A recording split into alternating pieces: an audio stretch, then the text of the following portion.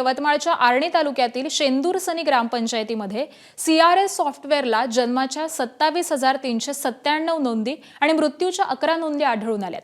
शेंदूरसनी या गावाची एकूण लोकसंख्या ही 1,500 असताना गावामध्ये एवढ्या प्रमाणामध्ये जन्म मृत्यू नोंदी आढळल्याने चर्चेचा विषय बनलेला आहे। तर या संदर्भामध्ये माहिती मिळताच मुख्य कार्यकारी अधिकारी मंदार पत्कींनी याबाबत शासनाला अवगत करून सायबर फ्रॉड असून पोलीस ठाण्यामध्ये या संदर्भात गुन्हा दाखल केलाय। या प्रकरणी एसआयटी स्थापन केली आहे। तर सायबर सेलचे अतिरिक्त पोलीस महासंचालक यशस्वी यादव यांचे अध्यक्षपदी तर सदस्य म्हणून आरोग्य विभागाचे उपसंचालक बबिता कमलापूरकर तर सदस्य सचिव जिल्हा आरोग्य अधिकारी डॉक्टर सुभाष ढोले यांची नेमणूक करण्यात आली आहे। या समितीला 3 महिन्यांमध्ये अहवाल सादर करण्याचे निर्देश हे मुख्यमंत्री फडणवीस यांनी दिलेत। 13 ते 94 लोकसंख्येच्या शेंदूरसनी गावात गेल्या काही महिन्यात 27,397 बोगस जन्म नोंद। यातला एकही गावात राहणारा नाही। वय 25 ते 65 हा घोटाळा आम्ही गेल्या आठवड्यात उघडकीस आणला।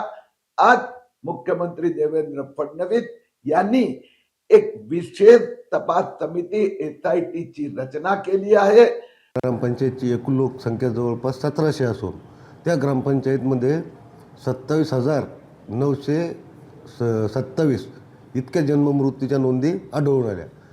तर त्यांनी त्यानुसार चौकशी करून ह्या नोंदी ग्रामसेवक किंवा यांच्याकडून गेलेल्या नाहीत असं त्यांच्या लक्षात आले। हा सायबर फ्रॉड असू शकतो।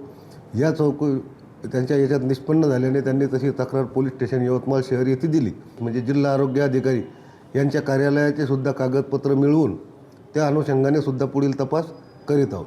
संपूर्ण चौकशीसाठी डेप्टी सीओ साहेब जिल्हा आरोग्य यंत्रणा हे आमच्या गावामध्ये येऊन यांनी चौकशी केली असता यांच्या असं निदर्शनास आलं की बा हे जे झालेला प्रकार आहे हा प्रकार सगळा सायबर स्कॅम म्हणा किंवा हॅकिंगचा दिसत होता त्यांच्या निदर्शनास आला किंवा आम्ही आणून थोडंसं सांगितलं यांना की या इतक्या मोठ्या प्रकारच्या नोंदी ह्या बा एका दिवशी किंवा 2 दिवसात करणं शक्य नाही की ज्या तुमच्या साईडवरती 1 आणि 2 दिवसातच झालेल्या दिसतात।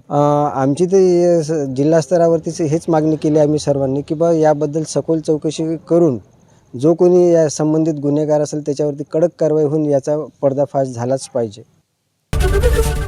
एबीपी माझा, उघडा डोळे बघा नीट।